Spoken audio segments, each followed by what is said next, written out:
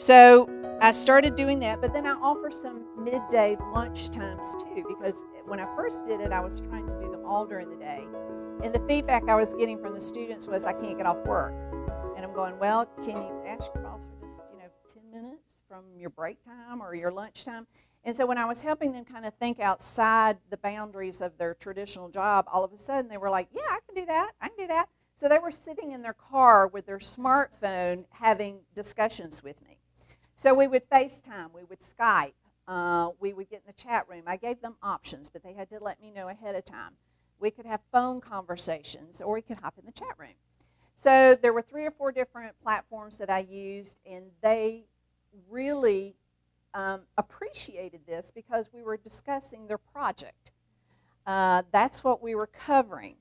They would have already sent in a proposal for a project, so this was a progressive assignment. And then the follow-up was their one-on-one meeting with me. And then they do a checkout. What was the result of your meeting with your professor? And so that really seemed to not only improve the assignment and their outcomes, but I also got some really good feedback about, oh, Dr. Shokus, thank you so much for spending time with me. And it was so nice to meet you and put, name, face, and personalities together. So I thought, okay, well, that's pretty cool. So I started doing that with all my classes every semester. So that was kind of fun. And now our latest, greatest thing is that we have the Blackboard Collaborate, right? Has anybody had any experience with that? Have you guys used it? It's fantastic. Do you like it? It's good? Okay. I really like it, and this is how I use it. I have guest speakers. So Dr. Weaver is actually going to be a guest speaker in my class the end of March because I'm teaching the MBA class in organizational leadership. And so he can be in his office, he can be in my office, he can be at home, he can be wherever he is, and so can my class members. And the way the collaborator works is that they can all populate, and then whoever is speaking, their picture is the one that shows up on the screen. Again, this is an assignment that I've, it's taken me some time to kind of critique it, and I'm still sure that there's room for improvement. But the assignment means that they submit questions ahead of time. They know what the topic is. Usually the speaker will send them a case or some reading, a journal article or something to read in advance. Then they submit questions that they would like to ask the speaker to me. I create an agenda, and I serve as the moderator. So we all log in on the same time. I usually tell them at the very beginning of the semester or as close to the beginning of the semester as I can. The sessions usually start at 6 or 6:30 and last a couple of hours. I like for them to only last about an hour and a half, but once they start talking, I'm having to cut them off, actually. But the speakers seem to really enjoy it because it gives them a chance to have some of that high tech and to work with the students, because I have professionals. Bill Neesmith has spoken to them about legal issues. Dr. Bennett has spoken to them about SBA loans, and I think that's the example that I'm going to use. I've had a research partner of mine who works in acquisitions and mergers. He's talked about how to do acquisitions and mergers. So, I've really, anybody I can round up that is willing to spend an hour and a half with the students is who I use. So those are sort of the 3 things that I've incorporated to engage the students in this virtual environment. That's the outline for today. Can you tell I'm a teacher and I just got out of class, and that I'm, anytime anybody asks me to speak, I said, you know that I'm programmed for an hour and 15 minutes. It's kind of hard for me not to do that. So, I thought we'd look at just, what discussions mean, and so I just put the definition up here, and I like the part where it says that we exchange ideas. And in the discussion board, that's exactly what I am looking for. They're learning from their peers and sharing ideas. They're critiquing each other. They're supporting each other. And then, when I always call it when I jump in, I normally try to give them new directions or things to ponder as I call it, because they're so focused on just the assignment that I want them to be curious and to look for some other things. So I've even learned that if I tell them they have to use an outside reference, or they have to find an outside reference and share that with their class members, that seems to really stimulate them as well. I'm an etymology girl, so anytime I think of words, I always want to know what the origin is and what the original meaning may be. And in this particular case, discussion meant investigation. And what better way to sort of explain how I use it in the classroom. Now, I have actually copied and pasted some actual examples of how I use the discussion board. So this is one particular assignment that I use, and it's we read a book, and so this came from a particular chapter, and I give them some posting instructions on how they should post. They should, state clearly their position. They need to have content-driven post. In other words, you can't just say, "Oh, I agree," or "That was a great comment," or things like that. Now, they can say that, but at a very minimum for the assessment, they have to have 2 content-driven posts. And they know that because I will also tell them that in part of their assignment. This one had a particular link that I had embedded in there so that they could actually go and look at the round table for the case. So it's not. I like it because and they seem to like it too, because they do get to meet their classmates. If you're constantly just submitting to a Dropbox and it's your individual assignment, they're not getting that engagement, or you're not recreating a classroom environment. And that's kind of where I'm driven, is to create as much of a classroom environment as I possibly can for them. Why do we do that? I think Dr. Denley, when he was here, even pointed out that if they feel like they're part of a community, they seem to stay. So the retention is higher. Their enjoyment, is that a good word to use? The enrichment that they get from the class seems to be at a higher level. So this is just an example of how I've used the discussion board, in my classrooms. This is the note that I put up there. This is sort of like fair warning. You have to have at least 2 posts. You have to.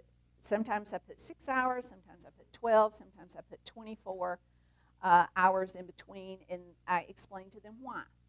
I want you to be reading what your peers are saying.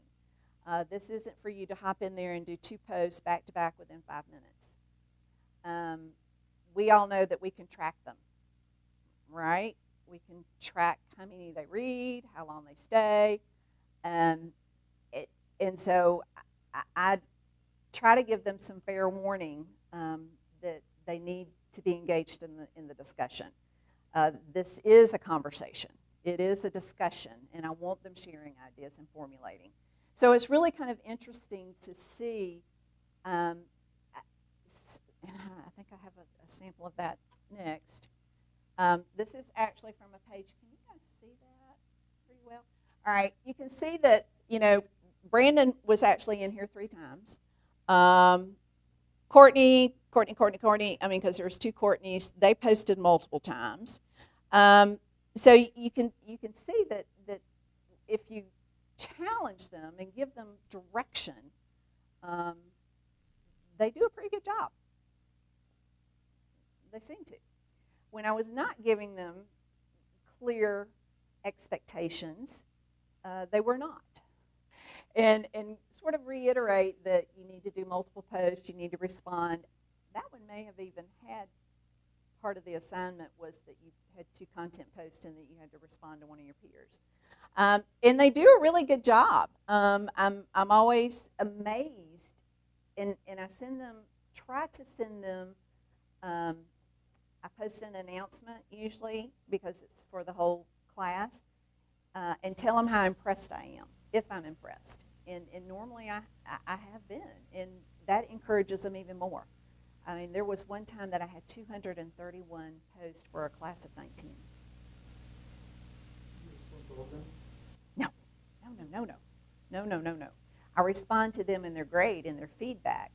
I do respond and try to redirect them sometimes because they get too focused. I can't remember the exact question that I asked them one time, but they got so narrow in just trying to answer this one question, and I'm going, but if you are a small business and you choose a legal structure and you know, there's more than just a sole proprietorship.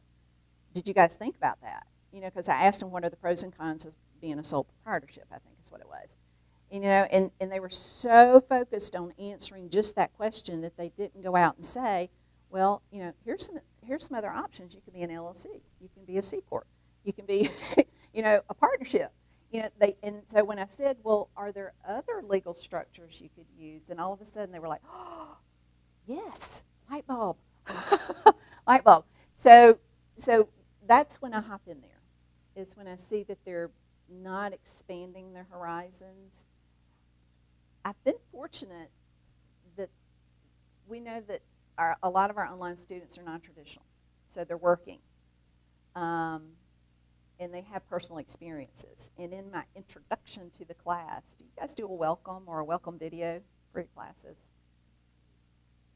Okay. I write them a welcome letter, and I tell them as much as I feel. Well, I usually tell them my whole story. You know, that I worked here, I did this, that I went back to school, that I know exactly how they feel. It's all worth it. All those sleepless nights, all that kind of stuff. And so, you know, I think they understand that I understand where they are, but they also understand that you can do it. And I'm not sure I'm answering that question, but I try to push them into having this conversation and a deeper conversation than what they normally would. But I don't. A lot of times I'll have a non-traditional student who's working. Most of them are, and they say, "This is what is happening at my job, and this is how I can apply it." And I love it when they do that. And I love it when they give me feedback and say, "You know, we talked about how to write a mission statement, and I approached my boss about that, and we don't have one, and they're letting me write their mission statement. You know, they're letting me help write a mission statement." You know, those are, to have that immediate application is gratifying for me. So normally my non-traditional students can lead a lot of the discussion without me having to respond to each post. Maybe the first one I do a lot of that to get them going, and then once they know the routine, all I have to do is really grade them. It's just really grade them. So in this particular post, I know this is tiny, but when you get a copy of it, you can actually enlarge it and read it. But they answered the questions, which was really, really good, and you can see the depth.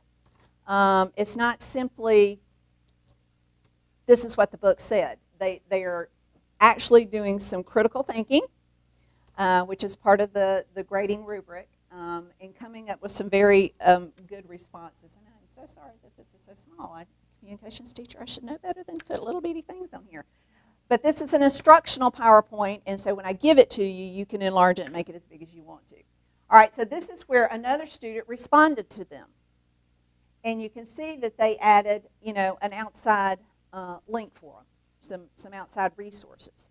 What you said, I like, here's some additional information. This is kind of, you know, where I'm coming from. Because it's more than just having an opinion. We can all have opinions, but we have to support those.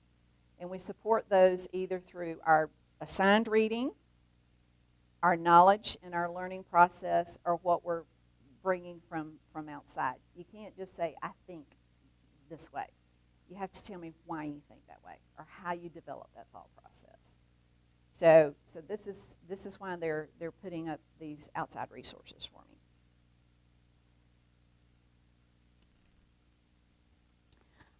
Another good discussion that I've used, and I use it in every class now, is called a last chance. This is not a graded discussion, but what it is it allows them to tell me their 2 top takeaways from the class. I use this information to help better the class and make improvements. If they tell me they really like something, then I try to enhance that part of the curriculum. Sometimes they'll tell me some things that they didn't think worked very well, but usually this is, we all have learning outcomes, and I want to make sure that I'm reaching them, teaching them what that syllabus is.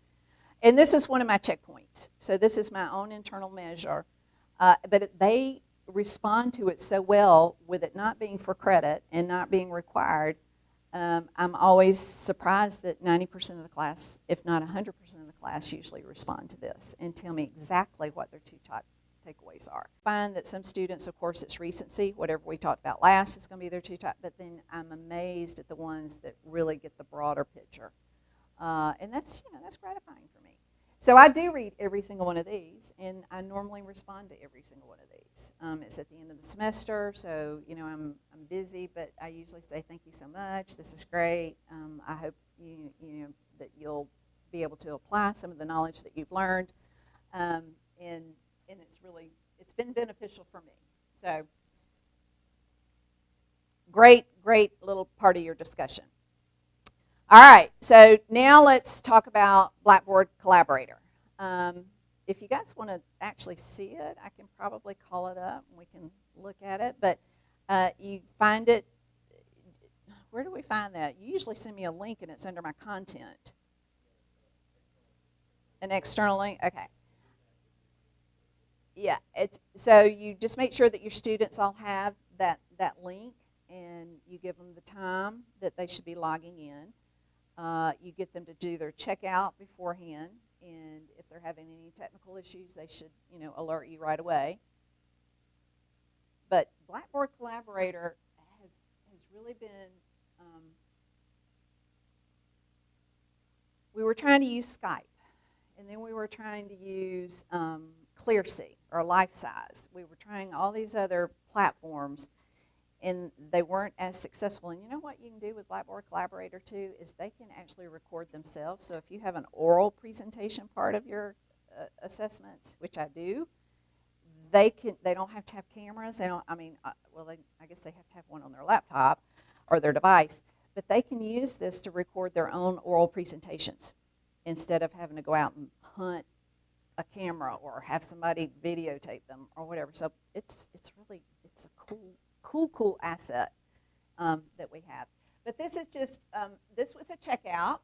This was one of the assignments that we did with Dr. Bennett, and he did talk to them about SBA loans, and so they submitted their questions, right? We have an assignment part of that, and I gave them information to read ahead of time, not a lot, but I sent them to the SBA website, and I said, here's the loan packages. You have a 504 and all the 7As, and so I said, verse yourself, enough that you understand the language, and then I want you to submit 2 questions to me.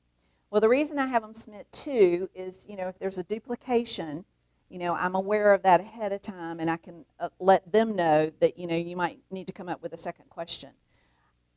I don't think we've ever gotten to question 2 yet. They have such good conversations that normally each student only gets to ask 1. But the positive thing about that is that is 25 different questions. Normally. Well, some are larger and some are smaller, but 25 is usually about my average. So they're still getting all that knowledge, and they're still taking all those notes while this discussion is going on. So this is a great way to use your collaborator. Well, here is what they do afterwards. This is their follow-up. So when the discussion, when the we've had the meeting and the guest speaker is done, then I will send them a follow-up request. And so they have to do a checkout, and that's another part of their grade.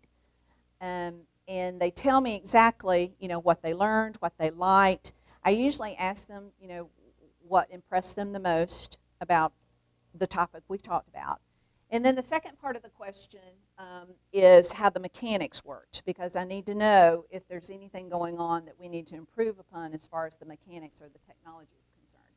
So you can see that in this particular case, she her main takeaway from the meeting, she tells me about that.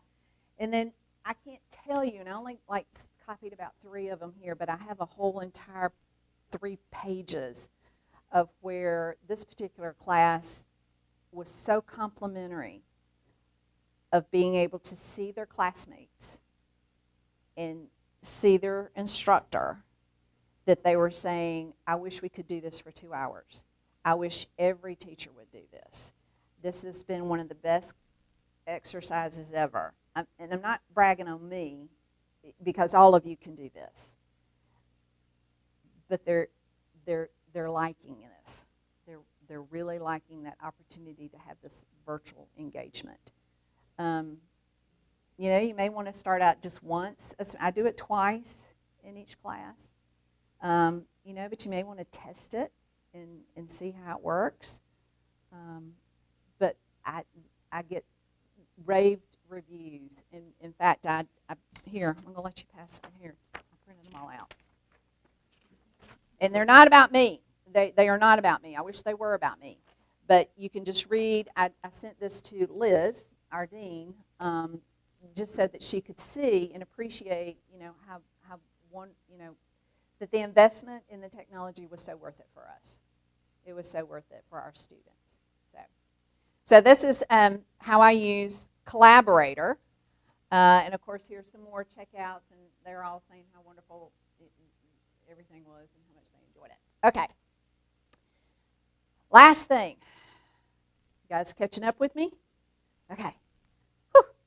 Chat rooms. You guys use chat rooms? Use them for your office hours? Okay. When they sign up for their one-on-one meeting, remember I told you I gave them an option. You can phone me, you can do chat room, you can do Collaborator. Any of these 3 ways, you just let me know your preference ahead of time. Well, this particular student wanted to do the chat room, and it could be that their assigned time that they wanted was 10 o'clock in the morning, and they're sitting at their desk at work, and they can just scoot over here and do 15 minutes in a chat room with me, which is perfectly okay. That's fine. And I happen to just, a lot of times I will copy these and put them in a Word document, because when you close your chat room, it's gone. Did you guys know that? It's gone, right? Chat rooms disappear.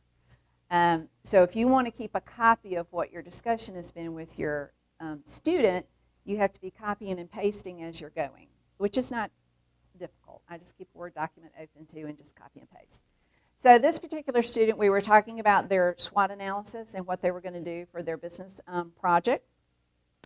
And you can tell that I sort of led them through formulating what their thoughts should be. They do a mobile, and we don't worry about spelling or too much grammar here and all that. I try to sometimes, and then I get to where I'm going too fast. I can't worry about it. But they had a business. This was actually, they owned it. Her husband owned it. And it's a car detailing business. And the part of it, the competitive advantage was that they went to your location to detail your car. And so she was telling me a little bit, about here's plenty of journal articles on your marketing. And then all of a sudden we started talking about, I'm actually a member of SHRM. So we started thinking about, could we approach it from an HR perspective? And so you can tell that this chat room in this meeting that we had, we took her original proposal and we actually framed it in 10 minutes in a chat room. And I can't tell you how many times my students, they submit a proposal and they're still not sure how they're going to outline and come up with, I hate to give them page requirements, but you got to start somewhere. And I usually tell them, if you need more pages, that's fine. If you think you can discuss it, unless, just let me know. But but they have too many directions. She thought she was going to do marketing, and we were talking about sustainability, and then all of a sudden I was like, oh my gosh, I'm a SHRM member. I do HR. Why don't I frame it around that? And I went, we're on track now. So that, to me, that's part of the teaching process. That's what teaching is all about. Is I don't expect them to know. If they were experts in the subject matter, why would they need me? I think one of the advantages that I can point on from my own personal career is that I was able to sit on both sides of this desk. I was a student while I was working and teaching. So I think I'm a lot more empathetic with how students feel when they first read a syllabus and they see an assignment and they go, oh my God, I don't know what I'm going to do, I don't know how this works, I don't know what they're asking me to do, blah, blah, blah. And even though I try to be a very clear and concise communicator,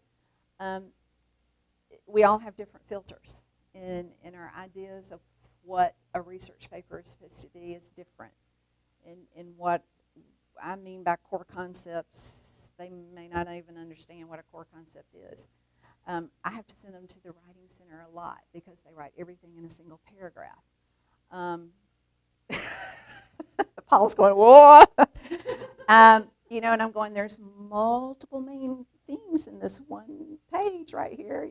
Visit the writing center. But once I can work with them and we have a conversation and they can ask questions right away and they get immediate feedback,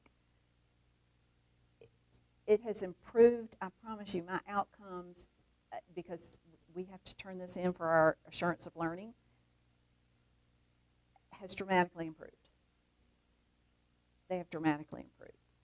So having the discussion, having the one-on-one sort of interface and relationship with your online students, I'm an advocate. I'm the person who says, you got to do it. All right, so email, just real quick. This was a conversation, and of course I'm not giving you the entire thread of this conversation with this particular student. But we do want them to feel human, and I want them to know that I'm human. And so this was a student who was struggling a little bit online and had made a decision that they thought they might need to take a semester off. And so I just responded, that may be the best thing, but always remember that your education nobody can take away from you. And so I almost cried. I may cry now. When he responded to me and he said, thank you so much because you're so right and I will be back. I just need, some time off to sort of straighten up, whatever's going on and I'll be back. So we think that emails are not important to our students sometimes, but they are. And being responsive in a timely manner is recognized by the students. And in this particular case, I'm hoping that the student will come back. This was their response to me.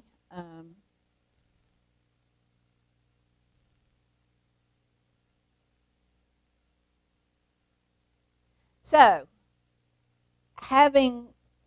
using all the tools that we have to have discussions and conversations and engage and pull our students in when they're in an online environment, I encourage you to use all the tools.